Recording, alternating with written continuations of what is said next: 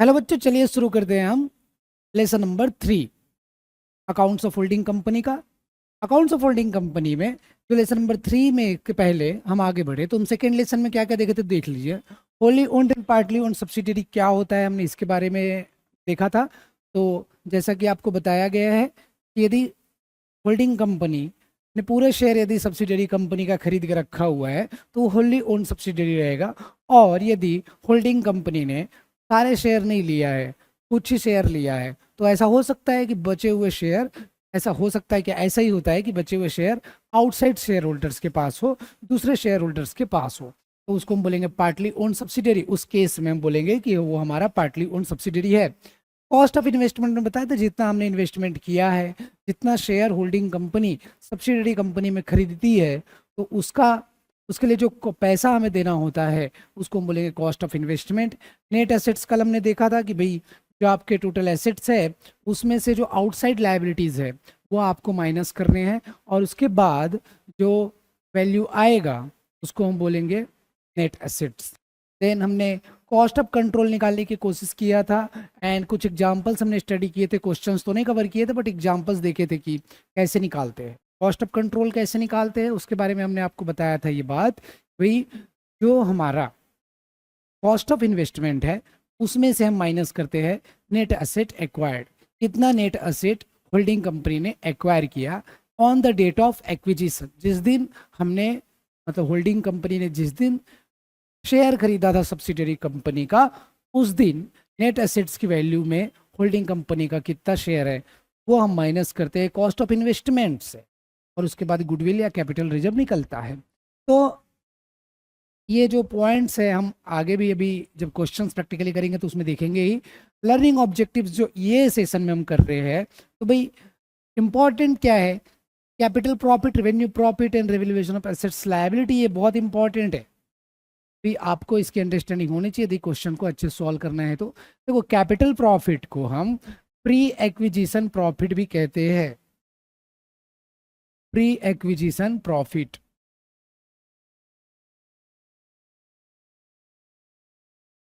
और बच्चों revenue profit को ना पोस्ट एक्विजिशन प्रॉफिट भी कहा जाता है, पोस्ट एक्विजिशन प्रॉफिट। बेसिकली ये डेट को मान लो, ये 1 जनवरी 2017, ये डेट को हमने इन्वेस्टमेंट किया, मतलब शेयर खरीदा किसने, होल्डिंग कंपनी ने। तो ये डेट के बाद और ये डेट के पहले, तो ये डेट को जो प्रॉफिट है रहता है ना, रिजर्व सरप्लस आपने देखा है ना, रिजर्व सरप्लस में प्रॉफिट अमाउंट जमा रहता है। तो ये डेट को जो प्रॉफिट है उसको, ये डेट को जो प्रॉफिट है इधर कमाया हुआ प्रॉफिट है, करेक्ट है, एक्विजिशन के पहले, तो उसको हम बोलते हैं प्री एक्विजिशन प्रॉफिट। इधर वाले जो ये डेट को जो प्रॉफिट है ना उसको हम बोलेंगे प्री एक्विजिशन। और एक बार हमने इन्वेस्टमेंट कर दिया, उसके बाद यदि कंपनी ने कमाई है, तो उसके बाद यदि कंपनी ने जो कमाया है तो हमारा एक्विजिशन के बाद वो प्रॉफिट कमाया, तो बोलते हैं पोस्ट एक्विजिशन प्रॉफिट। दूसरी भाषा में इसको बोलते हैं कैपिटल प्रॉफिट, उसको बोलते हैं रेवेन्यू प्रॉफिट।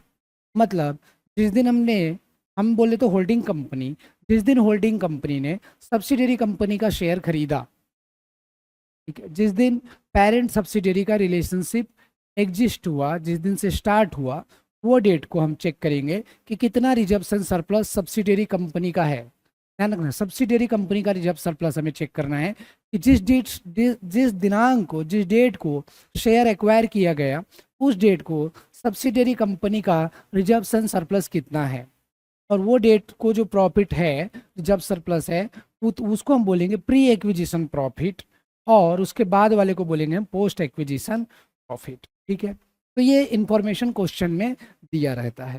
ठीक है, तो भाई उसके बाद ध्यान देना, ये तो मैंने बता दिया आपको, ये होल्डिंग कंपनी के हिसाब से रहता है, मतलब आपको होल्डिंग कंपनी के हिसाब से सोचना है। मैं फिर से एक बार रिपीट कर रहा हूँ, ये डेट को शेयर खरीदा गया, तो डेट के पहले वाला जो प्रॉफिट है, मतलब वो जमा होकर ये डेट पे दिखता है बैलेंस शीट में, तो हम बोलेंगे प्री एक्विजिशन, और इसके बाद वाले को प्रॉफिट को बोलेंगे हम पोस्ट एक्विजिशन।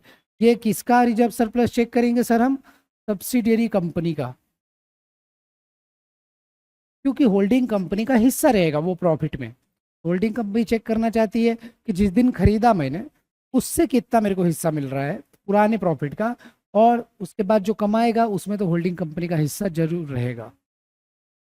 उसके बाद एक पॉइंट और इस्तेमाल होगा, जब हम कॉस्ट ऑफ कंट्रोल निकालेंगे और बैलेंस शीट फाइनल करके कंसोलिडेटेड बैलेंस शीट जब बनाते हैं तो रिवैल्यूएशन ऑफ एसेट लायबिलिटी किया जाता है। तो यदि एसेट्स की रिवैल्यूएशन हुआ है या लायबिलिटी की रिवैल्यूएशन हुआ है तो जो प्रॉफिट लॉस है, यदि जिस दिन ये एक्विजिशन हुआ यदि उस दिन रिवैल्यूएशन होता है तो वो रिवैल्यूएशन के ऊपर जो प्रॉफिट या लॉस होगा उसको हम बोलेंगे पोस्ट एक्विजिशन का रिवैल्यूएशन हुआ। देखो यदि प्लांट मशीनरी की वैल्यू बढ़ गई उस दिन तो फायदा हो गया, और वो फायदा हुआ मतलब प्रॉफिट है, वो रिजर्व सरप्लस में ऐड होता है।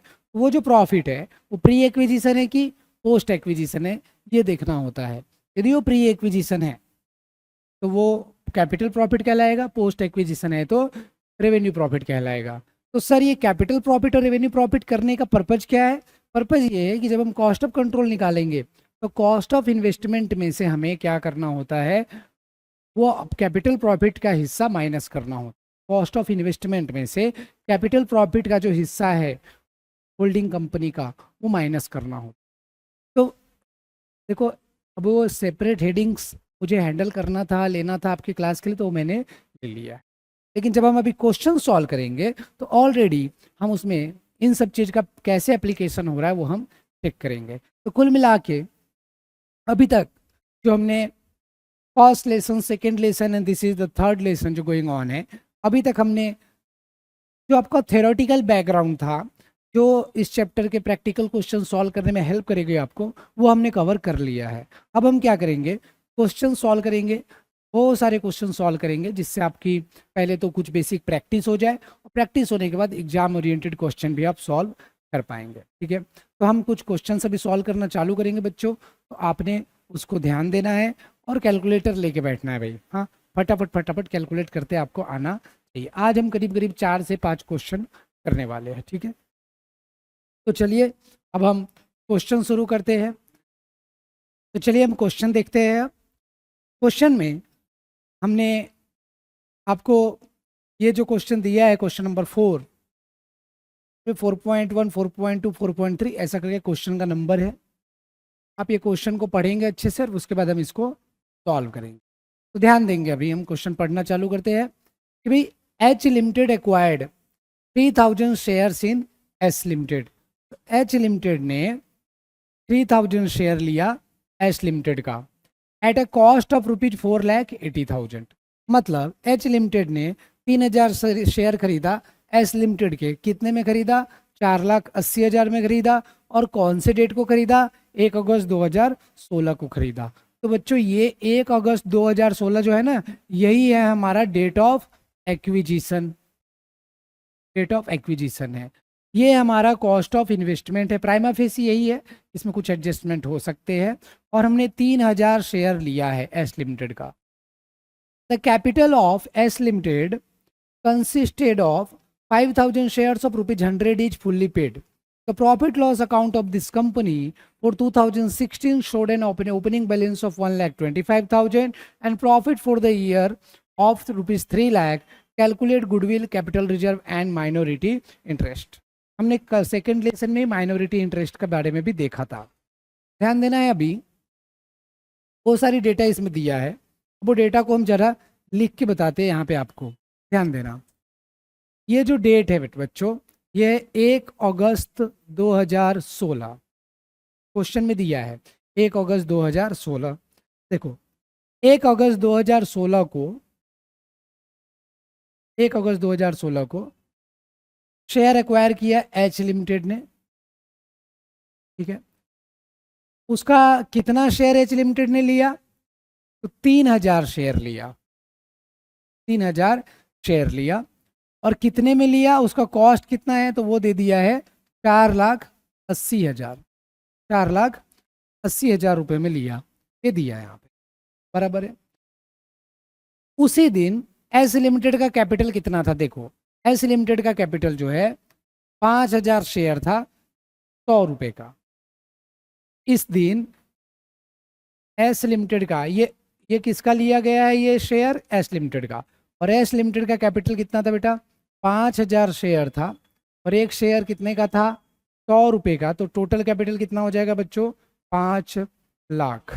कितना हो जाएगा, 5 लाख हो गया, सही है। 5,000 इंटू 100, यहाँ तक क्लियर है आपको।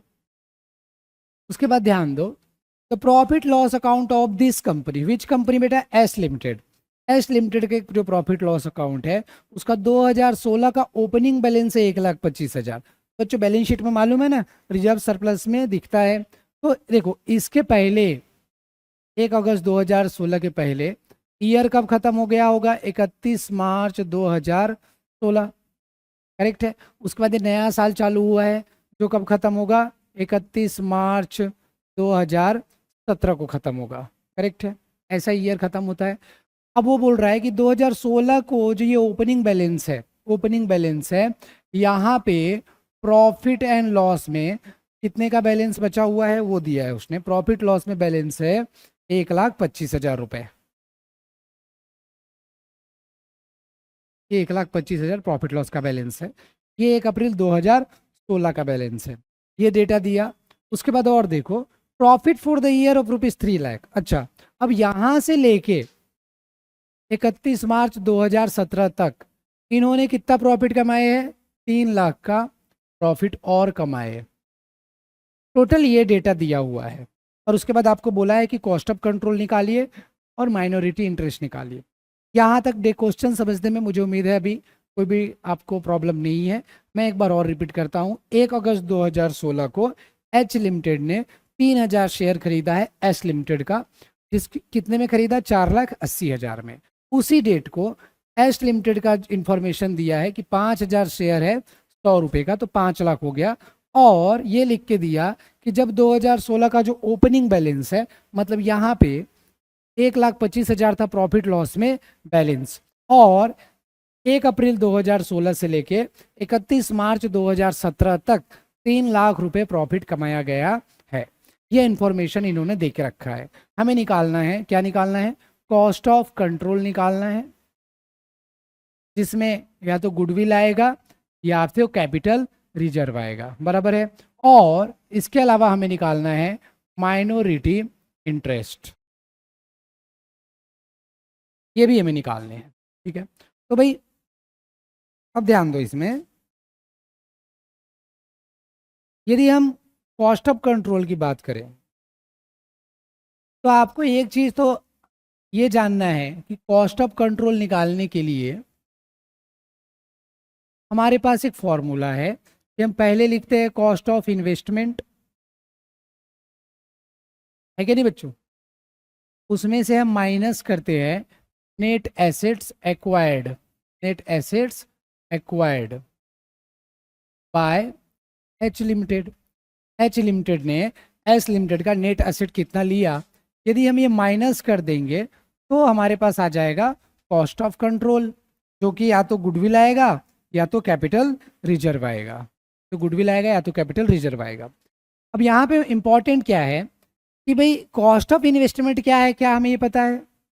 अब ये चेक करें कि क्या हमें कॉस्ट ऑफ इन्वेस्टमेंट पता है। तो चलिए, कॉस्ट ऑफ इन्वेस्टमेंट क्या है पहले तो हमें वो पता करना पड़ेगा। अब कॉस्ट ऑफ इन्वेस्टमेंट ये क्वेश्चन में कितना दिया हुआ है, देखो एच लिमिटेड ने कितने में खरीदा है एच लिमिटेड का शेयर, 4,80,000 में खरीदा। कितने में खरीदा है, 4,80,000 में। तो कॉस्ट ऑफ इन्वेस्टमेंट की जगह तो आप ये लिखेंगे 4,80,000। अब नेट एसेट एक्वायर्ड कितना हुआ हमें वो चेक करना है। तो कल मैंने आपको बताया था कि नेट एसेट एक्वायर्ड करने के लिए एक तो एसेट में से आप क्या करोगे, सारे जो आउटसाइड लायबिलिटी है वो माइनस कर दोगे, बराबर है। ये एक तो ये बताया था, लेकिन ये इंफॉर्मेशन यहाँ नहीं दिया है, तो हमें क्या करना पड़ेगा, शेयर कैपिटल और रिजर्व्स को और प्रॉफिट लॉस को ऐड करना पड़ेगा, इससे हमारा नेट एसेट निकलेगा, ठीक है। तो यहाँ ध्यान दो कि ये जो शेयर कैपिटल है, रिजर्व सरप्लस है और प्रॉफिट लॉस का बैलेंस हम किस दिन का लेते हैं, तो ये जिस दिन एक्विजिशन हुआ है उस दिन का हम लेंगे, जिस दिन हमने एक्वायर किया है शेयर को। 1 अगस्त 2016 का बैलेंस लेंगे। तो अब देखो फाइनल आंसर लिखेंगे, फाइनल आंसर लिखेंगे हम। पहला तो हमें calculation of cost of control ये निकालना है। तो यहाँ पे हम लिखेंगे कॉस्ट ऑफ इन्वेस्टमेंट। तो ये कितना दिया हुआ है, 4,80,000। अच्छा, आपको ये तो समझ गया होगा यहाँ पे कि भाई एच लिमिटेड होल्डिंग कंपनी है, क्योंकि इसका टोटल शेयर कितना है एच लिमिटेड का, 5,000। उसमें से एच लिमिटेड ने कितना शेयर ले लिया, 3,000। तो इसका मतलब क्या है, 60% शेयर एच लिमिटेड के पास है। तो एच लिमिटेड पेरेंट कंपनी है और एस लिमिटेड सब्सिडरी कंपनी है। अब इसमें से हमें माइनस करना है net assets acquired. Net assets acquired by H limited. अब ये निकालने के लिए ध्यान दो, सबसे पहले इसमें शेयर कैपिटल में कितना हिस्सा है वो देख लो। तो शेयर कैपिटल कितने का है, शेयर कैपिटल टोटल है 5,00,000 का, और 5,00,000 का 60% हिस्सा किसका हो जाएगा, देखो 3,000। एच लिमिटेड ने कितना शेयर लिया है, 3,000। टोटल शेयर कैपिटल कितना है एस लिमिटेड का, 5,000। तो इसके पास कितना हिस्सा है, यदि तुम एच लिमिटेड का परसेंटेज आप निकालोगे होल्डिंग का, कैसे निकालते, ऐसे निकालोगे 3,000 डिवाइडेड 5,000 इंटू 100। तो ये कितना आने वाला है, 60%। तो एस लिमिटेड का जो शेयर कैपिटल है 5,00,000 का, उसमें एच लिमिटेड का हिस्सा कितना रहेगा, देखो 5,00,000 का शेयर कैपिटल है एस लिमिटेड का, तो उसमें एच लिमिटेड का 60% हिस्सा रहेगा बच्चों। तो 60% कैलकुलेट कर लेंगे हम। तो ये कितना हो गया, अच्छा मेरे को यहाँ पे थोड़ा जगह लगेगा, मैं नीचे कर देता हूँ। 5,00,000 का 60%, ये हो जाएगा 3,00,000 रुपए। दूसरा दूसरा तो प्रॉफिट एंड लॉस का बैलेंस है, प्रॉफिट लॉस का। एक तो है कि जो ओपनिंग बैलेंस है कब का, 1 अप्रैल 2016 का, 1 अप्रैल 2016 का। तो वो बैलेंस कितना है, देख लो वो बैलेंस कितना है, 1,25,000 है, 1,25,000 है। तो यहाँ आपको लिखना है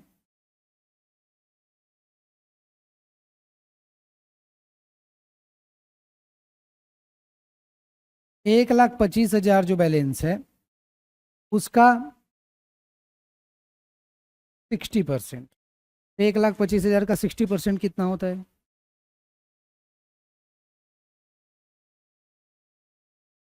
75,000। बेसिकली इसको थोड़ा दूसरे वे में बताऊं तो हमें प्रॉफिट लॉस चाहिए 1 अगस्त 2016 का। शेयर कैपिटल तो 1 अगस्त 2016 को उतना ही है, लेकिन हमें प्रॉफिट लॉस भी 1 अगस्त 2016 का चाहिए, क्योंकि हमें हर चीज कौन से डेट का देखना पड़ता है, डेट ऑफ एक्विजिशन का, डेट ऑफ एक्विजिशन का। डेट ऑफ एक्विजिशन क्या है यहाँ पे, 1 अगस्त है। अब यहाँ पे 1 अगस्त का प्रॉफिट लॉस दिया नहीं है, ओपनिंग प्रॉफिट लॉस दिया है कि नहीं दिया है, दिया है। ओपनिंग प्रॉफिट एंड लॉस की वैल्यू दे दिया है 1,25,000। अब इसमें ध्यान रखना, ऐड कर देंगे प्रॉफिट अप टू 1 अगस्त, प्रॉफिट अप टू 1 अगस्त कैसे निकालेंगे, तो देखो साल भर में कितना प्रॉफिट कमाया, 3,00,000। तो ये साल भर का हो गया। अब 1 अगस्त तक कितने महीने होते हैं, अप्रैल मई जून जुलाई, 4 महीना होता है। तो हम इसको 4 से मल्टीप्लाई करेंगे। देखो ये इंफॉर्मेशन दिया था यहाँ पे, 3,00,000 रुपए प्रॉफिट कमाया साल भर में। तो हमें 1 अप्रैल का पोजीशन पता है, यदि हमें इतने दिन का प्रॉफिट पता चल जाए तो हम 1 अगस्त को कितना प्रॉफिट है पता चल जाएगा हमको। तो हम वही कर रहे हैं, इसको 3,00,000 को बच्चों 12 से डिवाइड करो और 4 से मल्टीप्लाई करो, ये आ जाएगा आपका 1,00,000। ये टोटल कितना हो गया, टोटल हो गया 2,25,000। अब इसमें कितना हिस्सा है वो देखो, तो share of H limited, H limited का शेयर कितना रहेगा, 2,25,000 का 60%। 2,25,000 का 60%, देखो एक तो शेयर कैपिटल में 3,00,000 रुपए हिस्सा हो गया, और ये 2,25,000 प्रॉफिट है। तो हमें ध्यान रखना, हमें डेट ऑफ एक्विजिशन तक ही लेना है, आपको यहाँ 3 लाख रुपए ऐड नहीं करना है, क्योंकि 3 लाख 31 मार्च 2017 तक का प्रॉफिट है। हमें जो प्रॉफिट चाहिए वो 31 मार्च 2017 तक का प्रॉफिट नहीं चाहिए, हमें प्रॉफिट 1 अगस्त तक कितना प्रॉफिट है बस वही चाहिए। 1 अगस्त तक हमने प्रोपोर्शनेट बेसिस पे निकाला। यदि साल भर का प्रॉफिट 3 लाख है तो 12 महीने का उसको करेंगे तो 1 महीने का आ जाएगा, और 4 से मल्टीप्लाई कर देंगे तो हम 1 अगस्त तक का आ जाएगा। तो ये पुराना ओपनिंग बैलेंस का प्रॉफिट और ये 1 अगस्त तक का प्रॉफिट दोनों ऐड कर देंगे तो 2,25,000 1 अगस्त तक का टोटल प्रॉफिट हो गया। और वो प्रॉफिट में क्योंकि अब एच लिमिटेड ने शेयर ले लिया है तो 60% हिस्सा एच लिमिटेड का रहेगा। तो 2,25,000 इंटू 0.6 ये हो गया 1,35,000। तो ये दोनों, ये ए और बी मतलब शेयर कैपिटल का 3 लाख रुपए प्लस 1,35,000 रुपये, तो टोटल में 4,35,000 का नेट असेट एक्वायर किया गया। अब ये 4,35,000 को मैं देखो, 4,35,000 का नेट असेट लेने के लिए मैंने 4,80,000 रुपये खर्च किए, ज़्यादा पैसे दिए। यदि ये प्लस वैल्यू आ रहा है ये गुडविल है, ये 45,000 क्या हो गया, गुडविल हो गया।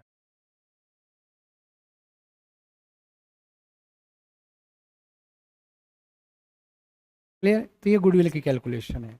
अब हमें कैलकुलेशन करनी है माइनॉरिटी इंटरेस्ट की, क्योंकि वो भी पूछा है माइनॉरिटी इंटरेस्ट। ये भी हमें एज ऑन 1 अगस्त 2016 निकालना है। 1 अगस्त 2016 को माइनॉरिटी इंटरेस्ट मतलब बताया था मैंने, यदि पार्टली ओन्ड सब्सिडरी है, मतलब शेयर होल्डिंग कंपनी ने सारे शेयर एक्वायर नहीं किए सब्सिडरी कंपनी का, तो सब्सिडरी का कुछ शेयर जो रहेगा दूसरे लोग एक्वायर करके रखेंगे, जिसको हम बोलते हैं माइनॉरिटी इंटरेस्ट। तो उनका कितना नेट एसेट में हिस्सा है, तो देखो शेयर कैपिटल में कितना हिस्सा रहेगा, देखो शेयर कैपिटल टोटल है 5 लाख। अब 5 लाख का 0.4, क्योंकि 60% यदि होल्डिंग कंपनी का है तो 40% कितना रहेगा माइनॉरिटी इंटरेस्ट, तो कितना आने वाला है वो 2 लाख शेयर कैपिटल का।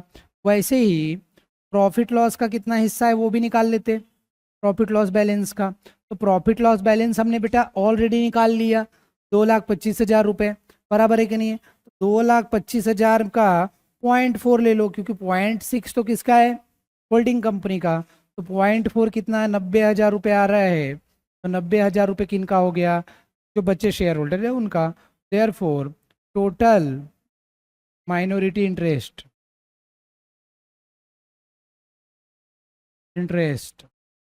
इक्वल टू, ये कितना हो गया बेटा, 2,90,000। कुल मिला के इससे क्या पता चलता है कि बेटा 5 लाख ये और 2,25,000 प्रॉफिट, 5 लाख प्लस 2,25,000 ये टोटल था, टोटल नेट एसेट है 5 लाख प्लस 2,25,000। अब उसमें से 0.6 लोगे तो 4,35,000 आएगा, और 0.4 लोगे तो 2,90,000 आएगा। तो मतलब 0.6 यदि होल्डिंग कंपनी का है तो बचा हुआ किसका रहेगा, माइनॉरिटी इंटरेस्ट का रहेगा। तो ये पेपर में आया, तो ये वाली चीज़ और ये वाली चीज़ आपको लिखनी पड़ेगी, तो आपको मार्क्स मिलेंगे। ठीक है, कोई डाउट रहेगा तो आप मैसेज करके पूछ सकते हो। अब हम आगे के क्वेश्चन की तरफ बढ़ेंगे।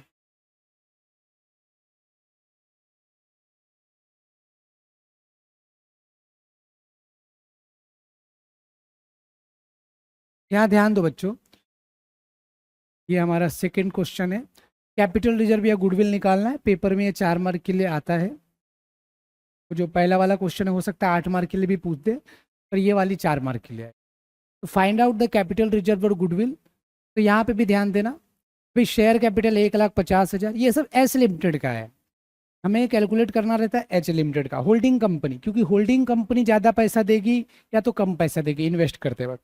और ये जो प्रॉफिट लॉस का बैलेंस, रिजर्व सरप्लस का बैलेंस, शेयर कैपिटल, ये एस लिमिटेड का देखना है। एस लिमिटेड मतलब सब्सिडियरी कंपनी का देखना है, जो भी सब्सिडियरी कंपनी है क्वेश्चन में उसका आप शेयर कैपिटल, रिजर्व सरप्लस और प्रॉफिट लॉस अकाउंट चेक करेंगे, क्योंकि हमने एक्विजिशन वो वाली कंपनी का किया है। अब यहाँ पे इन्वेस्टमेंट देखेंगे तो 100% है, 100% शेयर ले लिया है, मतलब ये क्या है, होल्ली ओन्ड सब्सिडरी है, आप समझ रहे हो। होली ओन्ड सब्सिडियरी है, तो यहाँ माइनॉरिटी इंटरेस्ट रहेगा ही नहीं, इसलिए उसने कैलकुलेट करने बोला भी नहीं है, माइनॉरिटी इंटरेस्ट यहाँ है ही नहीं। अब ध्यान दो यहाँ पे, बेसिकली ये तीनों को ऐड कर दो, सिंपल, बहुत आसान क्वेश्चन है। मैं थोड़ा इसको, ये जो इन्वेस्टमेंट किया है वो कितने का हुआ है, 3 लाख को हुआ है। अब यहाँ डेट ऑफ एक्विजिशन वगैरह दिया नहीं है, हमें उससे मतलब भी नहीं, हमें 3 फिगर दिया है और कितने में खरीदा वो दिया है। तो ध्यान देना यहाँ पे, हमारा जो ये क्वेश्चन है 4.2, तो इसमें कॉस्ट ऑफ इन्वेस्टमेंट ये कितना है बच्चों, 3 लाख है। देखो ना क्वेश्चन में दिया है 3 लाख रुपए है, और ये 3 लाख इन्वेस्टमेंट करके हमने क्या क्या प्राप्त किया, एस लिमिटेड का शेयर कैपिटल 1,50,000 में हिस्सा मिलेगा, और रिजर्व्स और प्रॉफिट लॉस जो है उसमें भी हिस्सा मिलेगा। तो अब हम यहाँ लिखेंगे, माइनस करेंगे net assets acquired, net assets acquired by H limited, H limited. तो शेयर कैपिटल, शेयर कैपिटल ध्यान देना, शेयर कैपिटल कितना है, 1.5 लाख। और 1.5 लाख का बताओ कितना परसेंटेज लूँ, 100%, पूरा ही तो अपना है। वैसे ही रिजर्व्स एंड सरप्लस, रिजर्व्स है, सरप्लस नहीं है वो कितना है 50,000, और प्रॉफिट लॉस है 70,000। प्रॉफिट लॉस का बैलेंस कितना है 70,000। ये टोटल कितना हो गया, 2,70,000 हो गए बच्चों। समझ में आ रहा है क्या हुआ, पूरा ही शेयर खरीद लिया ना हमने, तो इसमें 100% ही है पूरा, हम पूरा हमारा ही है, होल्डिंग कंपनी का हिस्सा है पूरा। 3 लाख में से 2,70,000 गया, प्लस वैल्यू है, मतलब हमने 30,000 ज़्यादा दिया, 3 लाख का इन्वेस्टमेंट किया, तो ये क्या निकला है, गुडविल है। और इसको ही हम बोलेंगे कॉस्ट ऑफ कंट्रोल। गुडविल मतलब ज़्यादा पैसा दे दिया, क्यों दिया ज़्यादा पैसा, रेपुटेशन के कारण दिया होगा, तो this is the value of goodwill. I hope ये क्वेश्चन तो बहुत आसान है, और मुझे उम्मीद है कि आपको ये समझ गया है। हम आगे बढ़ेंगे बच्चों, क्वेश्चन नंबर 3 की तरफ चलते हैं, ध्यान देना है। अब ये वाले क्वेश्चन में ना रिवेल्युएशन का मामला है, मैंने आपको बताया ना, रिवेल्युएशन प्रॉफिट लॉस का एडजस्टमेंट करना पड़ सकता है, तो ये वाले क्वेश्चन में रिवेल्युएशन का आएगा रोल, ठीक है।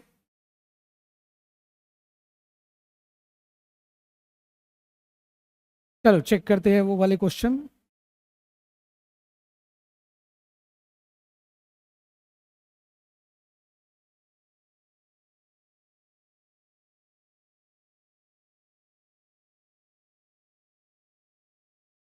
चलिए क्वेश्चन पढ़ते हैं हम। H Limited acquired 70% of the equity share of S Limited on 1st January 2017। यहाँ पे कब लिया गया शेयर, 1st जनवरी 2017 को लिया गया, ठीक है। On that date, paid up capital of S Limited was 10,000 equity share of 70 rupees 10 each. Accumulated reserves balance was 1 lakh, मतलब 1 लाख रुपए तक का प्रॉफिट रिजर्व्स का बैलेंस था, और एस लिमिटेड का शेयर कैपिटल कितना था उस दिन पे, तो 10,000 शेयर थे, 10 रुपए का एक था, मतलब 1 लाख रुपए शेयर कैपिटल थे। H limited paid 1,60,000 to acquire 70% interest in the S limited.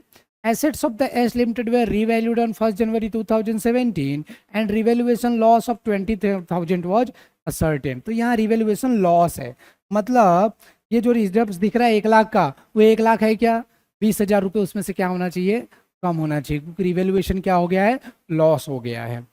तो जब हम नेट एसेट एक्वायर्ड करेंगे तो रिवेल्युएशन लॉस का एडजस्टमेंट करेंगे। हमें क्या करना है, कॉस्ट ऑफ कंट्रोल यहाँ निकालना है 4.3। तो चलिए हम ये क्वेश्चन भी सॉल्व करते हैं, हम नए पेज पे इसको लेंगे। फिर से हम यहाँ हेडिंग आप पेपर में लिखेंगे ऐसा, calculation of cost of control, calculation of cost of control आपको लिखना है पेपर में।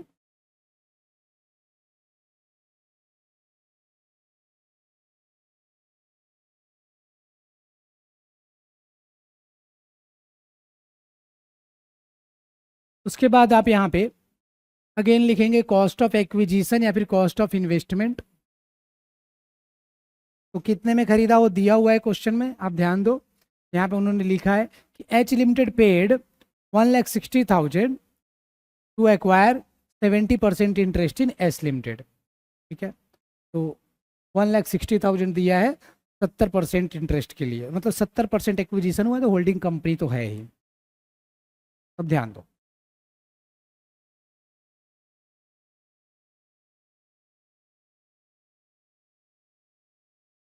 $1,60,000। अब यहाँ हम लिखेंगे नेट एसेट्स एक्वायर्ड।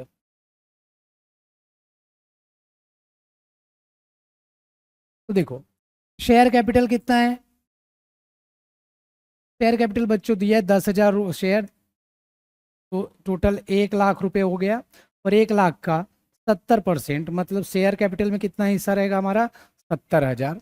उसके बाद देखो रिजर्व्स दिया है, और रिजर्व्स का कितना बैलेंस दिया है, 1,00,000 रुपए, उसका भी 70% रहेगा, तो कितना आएगा, 70,000 रुपये। ध्यान दो ना, यहाँ पे दिया देखो 1 जनवरी 2017 को रिजर्व्स में 1,00,000 रुपए बैलेंस है, और 10,000 का 10 रुपए का शेयर है, 10,000 शेयर है, तो कितना हो गया, 1,00,000 रुपए हो गया। एस लिमिटेड का बैलेंस है वो, तो हम एस लिमिटेड में ही क्या क्या एक्वायर किया वो लिख रहे हैं। तो हमें शेयर कैपिटल में हिस्सा मिलेगा, रिजर्व्स का हिस्सा मिलेगा। लेकिन हमारे पास रिवैल्यूएशन का लॉस हुआ है, रिवैल्यूएशन का लॉस हुआ है। रिवैल्यूएशन लॉस का यहाँ पे निगेटिव इम्पैक्ट होगा, 20,000 का 70%, लेकिन माइनस इफेक्ट रहेगा, -14,000। एक्चुअल में हमने कितना नेट एसेट एक्वायर किया बच्चे, 70 + 70 -14,000, क्योंकि रिवैल्यूएशन लॉस भी है, 1,26,000।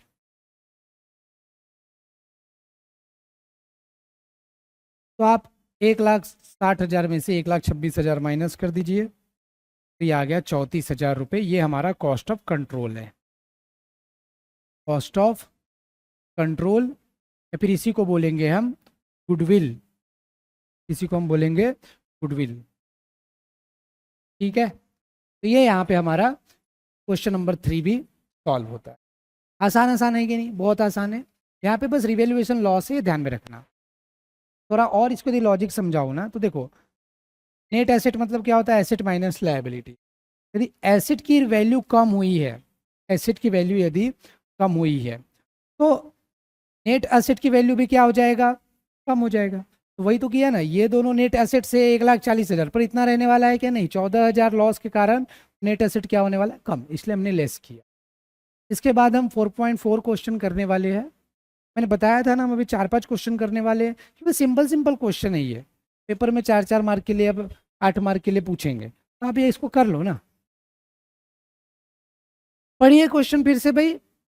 ए लिमिटेड एक्वायर्ड, अब एच की जगह ए लिमिटेड है, ए लिमिटेड ने लिया 70% शेयर बी लिमिटेड का ऑन 5 जनवरी 2017। ऊपर का ही क्वेश्चन कॉपी पेस्ट है, एक वैसा ही है। On that date B limited had paid up capital of 1,00,000। B limited का 1,00,000 रुपये बैलेंस है कैपिटल में, 10,000 रुपये का 10,000 शेयर है, 10 रुपये का एक है, तो ऐसा 1,00,000 हो रहा है।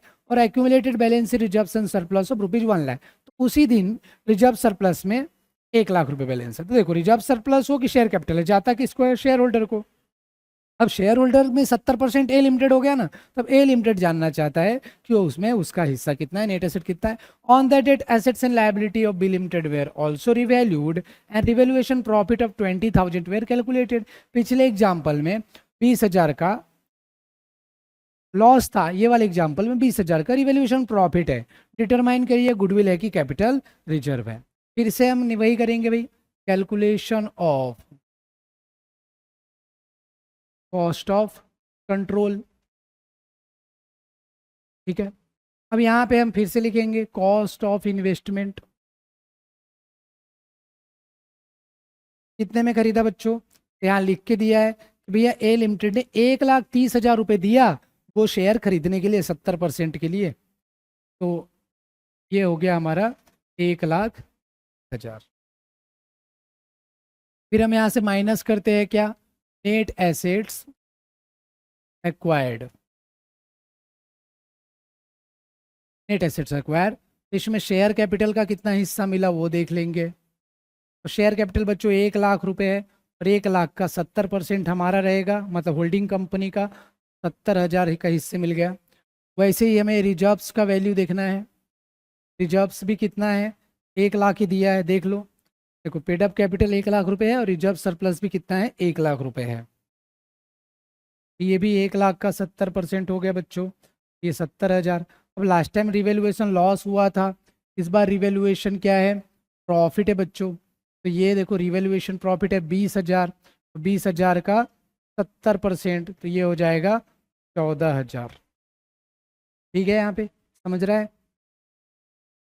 अब उन सबको क्या कर दो, ऐड, तीनों को ऐड कर दो, लास्ट टाइम लेस किए थे। तो ये देखो कितना हो गया, 1,40,000 प्लस 14 हजार, ये हो गया बेटा 1,54,000। अब ध्यान देना, माइनस बैलेंस आ गया, मतलब 1,30,000 रुपये दे के हमने 1,54,000 का प्रॉपर्टी एक्वायर कर लिया, नेट एसेट एक्वायर कर लिया, ज़्यादा फायदा है भाई। तो उसको हम बोलते हैं कैपिटल रिजर्व। क्या बोलते हैं, कैपिटल रिजर्व। तो कितना अमाउंट है ये, 24,000। 1,30,000 में से 1,54,000 गया तो 24,000। देखो इधर मैंने पॉजिटिव नंबर ही लिखा, पर यहाँ पे मैंने गुडविल की जगह क्या लिख दिया है, कैपिटल रिजर्व। इसके पहले हमने 3 क्वेश्चन में गुडविल निकाले हैं, ये वाले क्वेश्चन में हमने कैपिटल रिजर्व निकाला हुआ। ठीक है, समझ गया होगा। आगे बढ़े क्या सर, स्पीड कर रहे हो? अरे बेटा 2 लेक्चर अपन ने पूरा थ्योरी ले लिए, अभी हम थोड़ा थोड़ा प्रैक्टिकल पढ़ रहे हैं। क्वेश्चन एकदम चिल्लर चिल्लर सा है, पेपर में 4 मार्क के लिए आएंगे, इसमें इससे ज़्यादा समय देना उचित भी नहीं है। और आपको थोड़ा स्पीड लग रहा है तो स्लो करके देख लो, और 4 4 क्वेश्चन कर लिए ताकि आपकी प्रैक्टिस हो सके। आपने इसको एक बार मेरे पढ़ाने के बाद भी सॉल्व करके देखना चाहिए। चलिए हम आगे बढ़ेंगे। अच्छा ये क्वेश्चन थोड़ा सा हल्का सा लिटिल लिटिल बड़ा है, पर बाकी सब कुछ सेम ही है, ज़्यादा दिमाग नहीं लगाने का, ये भी वैसा ही है। बस ये जो है ना, हमने चार्टर्ड अकाउंटेंट की जो कोर्स होती है ना, सीए कोर्स, वहाँ से ये प्रश्न लिया है आपके लिए। तो थोड़ा सा बस ये ट्रिकी ट्रिकी है, बाकी है सिंपल ही। लेकिन हाँ भाई, अब सीए कोर्स का है तो थोड़ा सा तो माहौल वो बनाते ही है, क्योंकि डिफिकल्ट एग्जाम है, आपको पता है वो। चलिए मैंने बीकॉम में ये थोड़ा सा आपके लिए लिया हुआ है, चलिए इसको पढ़ते हैं, समझते हैं क्या चीज़ है। X limited acquires 70% of equity share of Z limited. X limited ने जेड लिमिटेड का 70% लिया, मतलब एक्स लिमिटेड पेरेंट कंपनी है, जेड लिमिटेड सब्सिडियरी कंपनी है। कब लिया, 31 मार्च 2017 को लिया। कितने में लिया, 70 लाख में लिया। वाह, 70 लाख रुपए में लिया भैया, 70% share. The following information is available from the balance sheet of Jet Limited on 31st March 2017। नीचे दिए गए इंफॉर्मेशन आपके लिए अवेलेबल है। बेटा क्या क्या अवेलेबल है जी, फिक्स एसेट दिया है, इन्वेस्टमेंट दिया है, करंट एसेट दिया है, loans advances, 15% debenture, current liability. तो ये सारे एसेट है और ये 2 क्या है, लायबिलिटी है। ये जो ऊपर के 4 है वो एसेट है, नीचे के 2 जो है लायबिलिटी है। तो एसेट में से लायबिलिटी माइनस करेंगे तो नेट एसेट आ जाएगा। मानते कि नहीं मानते, मानते। लेकिन यदि एसेट की वैल्यू में बदलाव है तो हमें जो वैल्यू रीवैल्यूड अमाउंट है हमें वो लेना है। आप ध्यान रखेंगे, the following revaluation have been agreed upon not included in the above figure. ऊपर वाले फिगर में वो नहीं है, मतलब उसकी वैल्यू हमें चेंज करने की जरूरत पड़ेगी। फिक्स एसेट की वैल्यू अप करना है 20% से, और इन्वेस्टमेंट को डाउन करना है 10%। Z Limited declared and paid dividend at 20% of its equity shares on 31st March 2017. X Limited purchased the share of Z Limited at ₹20 per share। यहाँ पे एक डिविडेंड का भी एक और नया एडजस्टमेंट आया है। देखो 31 मार्च 2017 को ही हमने शेयर खरीदा, उस दिन डिविडेंड मिल गया। भैया शेयर तो हमने अभी रखे भी नहीं साल भर, लेकिन डिविडेंड मिल गया, तो वो मतलब क्या है, वो प्री एक्विजिशन माना जाता है, एक्विजिशन के पहले का डिविडेंड माना जाता है। क्योंकि आप जब शेयर खरीदते हो उसके बाद आपको डिविडेंड मिलता है ना भाई, आपने शेयर खरीदा उसी दिन आपको डिविडेंड मिल गया, तो ये क्या होगी बात, ये तो भाई पुराना प्रॉफिट का हमें हिस्सा मिला है, तो वो उसको बोलते प्री एक्विजिशन पीरियड का डिविडेंड। उसकी एडजस्टमेंट कैसा होता है, कॉस्ट में से हम माइनस करते हैं, कॉस्ट ऑफ इन्वेस्टमेंट से हम क्या करते हैं, माइनस करते हैं। तो डिविडेंड कैलकुलेट किसके पे होता है, शेयर कैपिटल के ऊपर होता है बच्चों, हम कैलकुलेट करेंगे।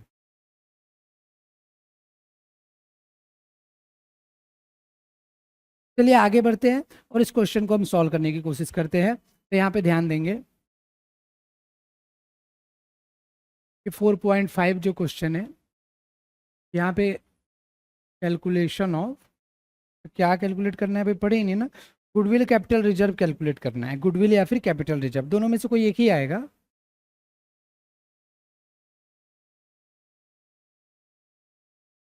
ध्यान दो, फिक्स असेट्स की वैल्यू लिखेंगे, ये चारों ऐसे कैसे लिखना है, fix asset, investment, current asset.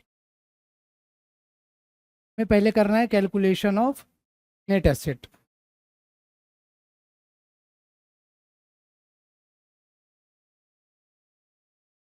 Net asset,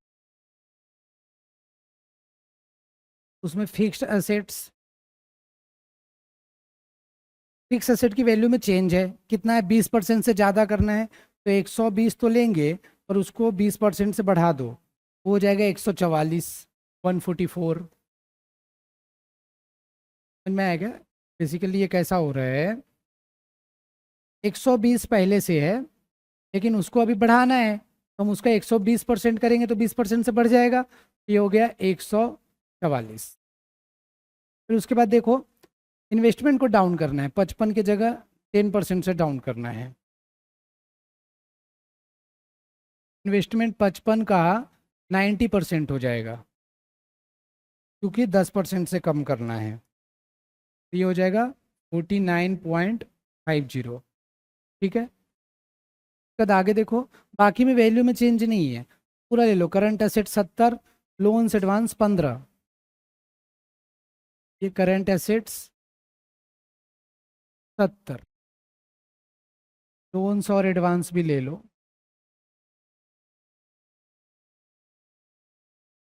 loans advances है 15, ये सारे एसेट्स हो गए। इसको एक बार टोटल कर लेंगे, 144 प्लस 49.5 प्लस 70 प्लस 15, ये हो जाएगा बच्चों से 278.50। ठीक है, ये रुपीज इन लैक्स है, हाँ इन लैक्स है। अब ध्यान देना, इसमें से माइनस करेंगे हम लाइबिलिटीज़। क्या क्या लाइबिलिटीज़ है भाई, 15% डिवेंचर भी माइनस करेंगे, करंट लाइबिलिटी माइनस।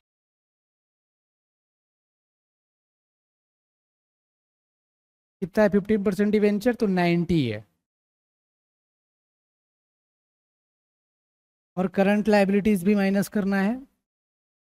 तो लाइबिलिटीज़ देखो, एसेट सारे जोड़ो, उससे लाइबिलिटी माइनस करो, और यदि वैल्यू चेंज हुआ है तो वैल्यू चेंज कर दीजिए। 50 रुपये, 50 लाख है, हाँ?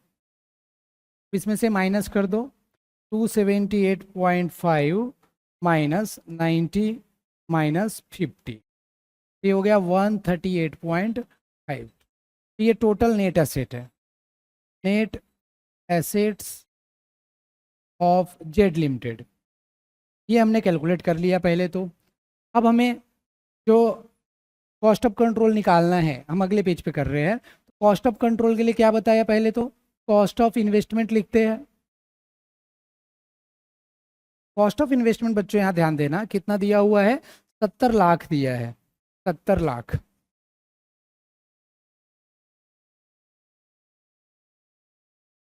ये लैक्स में है, रुपीज जो भी है इन लैक्स है,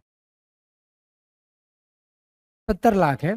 इसमें से ध्यान देना है, हमें जो डिविडेंड अमाउंट है ना वो माइनस करना होता है यदि वो प्री एक्विजिशन पीरियड का है। अब 31 मार्च 17 को हमने शेयर खरीदे, 31 मार्च 17 का ही डिविडेंड है। तो डिविडेंड कैसे निकालते हैं, तो डिविडेंड निकालने के लिए पहले तो हमें पता करना पड़ेगा कितने नंबर ऑफ शेयर्स है, नंबर ऑफ शेयर्स निकालना पड़ेगा।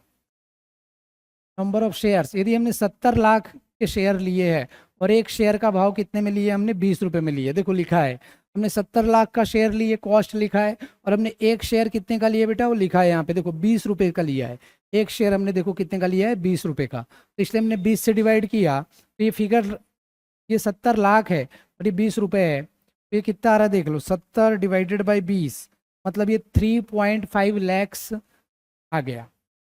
3.5 लाख शेयर है। अब एक शेयर यहाँ दिया नहीं है कि कितने का, फेस वैल्यू पे। डिविडेंड कभी भी किस पे मिलता है बेटा, फेस वैल्यू पे। अब 20 रुपये का नॉर्मली फेस वैल्यू रहता नहीं, नॉर्मली यहाँ पे हम ये अज्यूम करेंगे कि फेस वैल्यू कितने का है, 10 रुपये का है। हमने अज्यूम किया है इस क्वेश्चन में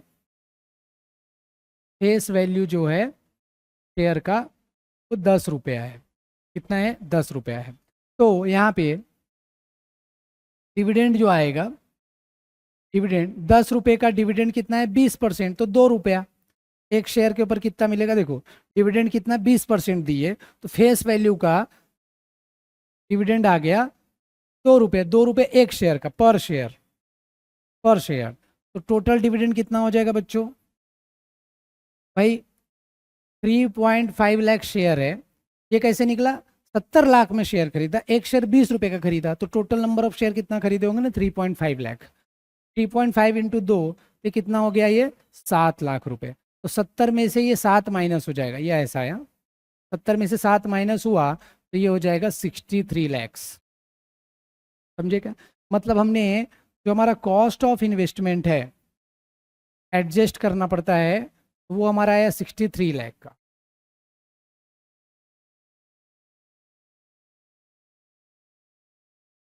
अब हमने नेट एसेट कितना एक्वायर किया, नेट एसेट कितना एक्वायर किया, तो लेस करना पड़ेगा इसमें net assets acquired. Net assets acquired हमने कितना नेट है, तो ध्यान देना ये जो हमने नेट एसेट निकाले थे एक्वायर नहीं किए, ये टोटल नेट एसेट है 138.5।